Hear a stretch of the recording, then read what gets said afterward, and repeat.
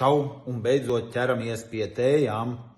Tējas, manuprāt, ir superīgas tad vairāku iemeslu dēļ. Punkts 1, to ir nenormāli daudz, ir tūkstošiem un tūkstošiem augu, un gandrīz no visiem var uztaisīt tējas, un līdz ar to cīņā ar vēzi, vēža ārstniecībā mēs varam sakombinēt daudz un dažādas tējas, kurās iekšā ir visdažādākās vērtīgās vielas, un jau arī zinātne saka, jā, tējas ļoti, ļoti efektīvas, kā tāds labs palīga līdzeklis cīņā ar vēzi. Un otrs ir, ka tējas dzert tomēr nav nekas ļoti dārgs, tad es teiktu, ka tā ir tāda budžeta versijas ārstēšanās. Plus, to mēs varam ļoti vienkārši un organiski lietot katru dienu. Jā, tātad ar ko mums vajadzētu sākt? Pati pirmā tēja ir zaļā tēja, ar kuru es noteikti iesaku, jo tā ir ļoti demokrātiska, zināma, pieejama. Tad, kad tu izvēlies zaļo tēju, mans ieteikums ir, nenožmiegties un pirkt tomēr pēc iespējas labāku un kvalitatīvāku.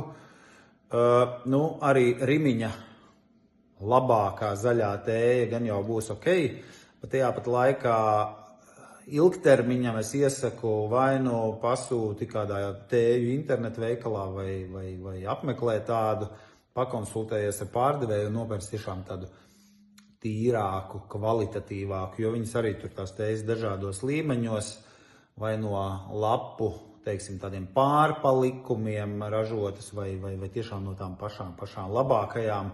Līdz ar to tas jautājums arī būs, cik daudz tās vērtīgās vielas ir konkrēti šajā tējā.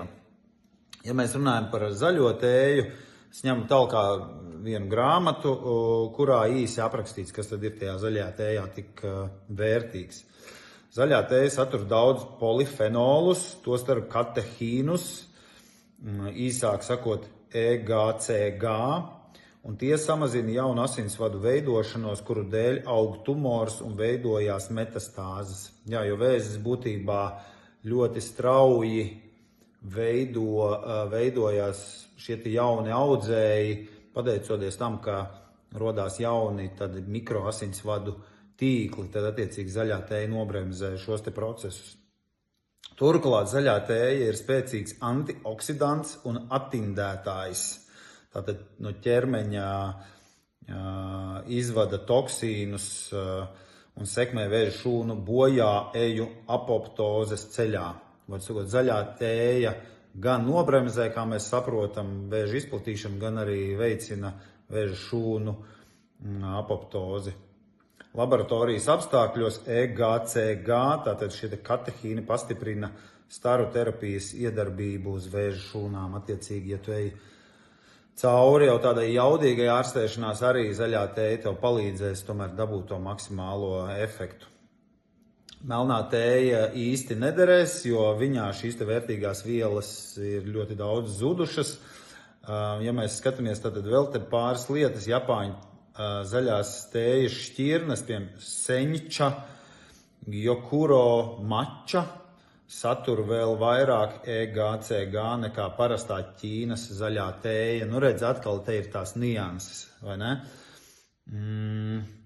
Jā, zaļai tējai, tad kā to īsi pagatavot, šeit arī zaļai tējai jāievelks vismaz 5 līdz 8 minūtes, vislabāk kādas 10, lai atbrīvotos šie te katehīni. Un vēl tāds papildus ieteikums, zaļo tēju tu nevari sataisīt 2 dienas uz priekšu, jo burtiski dažu stundu laikā šīs te labās vielas, kas izdalās no zaļās tējas, vienkārši zaļā tēja ir uzvārīta, zaudē savu spēku. Tāpēc vislabāk ir taisīt, tad, kad tu dzer šo tēju, tad arī to taisi. Pavisam, tātad uztaisi, izdzer, dodamies tālāk.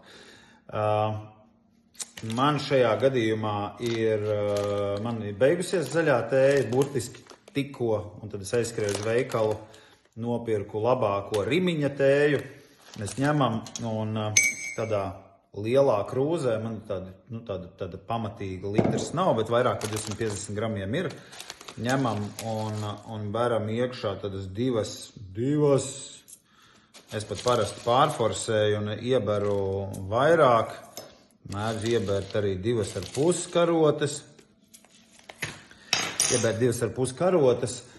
Nedaudz pieleju vēso ūdeni, jo zaļā tēja dažādos resursos ir ieteikts, ka zaļo tēju nevajag apliet ar tikko vārošu ūdeni, jo atkal tad šīs te labās vielas iet bojā, tāpēc ūdens karstumam ir jābūt ap 70–80 grādiem. Un tad es esmu tikko uzvārījis ūdeni un gāžu klāt. Un es pat, tā kā es iespējams uzlēju pa virsu nedaudz vēsāku ūdeni, tad es paturu pat minūtes 20, lai ievelkās un tad dzeram ārā. Jā, un tā kādu litru, pusotru dienā. Jā, par daudzumu vēl runājot, noteikti es dzirdēju, ka vēlams ir izdzert tur 2,5 litrus ūdens vai šķidruma dienā. Tur atkal tad jau zinātnieki sāk strīdēties, ka iespējams tas ir pa daudz, jo tad mēs no ķermeņa izskalojam ārā dažādas vērtīgas minerālu vielas un citas. Lai nu kā, noteikti kaut kāds visiem ir skaidrs, ka ir jādzer, un visticamāk litrs vismaz dienā kaut kāds normāls šķidrums jāizdzer. Tad tēja ir lielisks šķidrums mūsu gadījumā. Izdzer 2–3 šādas te lielas krūzes, kas kopā būs litrs ar asti, tuvu, pusotram litram, un tad tā būs milzīga artava. Ja tu gribi iet soli tālāk, tad šis zaļās tējas paveids, mača pulveris, arī ir pieejams, kas pēc būtības ir zaļā tēja, bet samalta. Un skaitās, ka mača pulveris tātad ir vēl efektīvāks. Satur vēl vairāk, tu caur mača pulveri dabū ķermenī vairāk šīs te aktīvās vajadzīgās vielas. Un tas ir tādēļ, ka zaļo tēju mēs tātad aplējam un pēc tam, pēc kāda laika vienkārši tās lapiņas izņemam ārā un dzeram šķidrumu.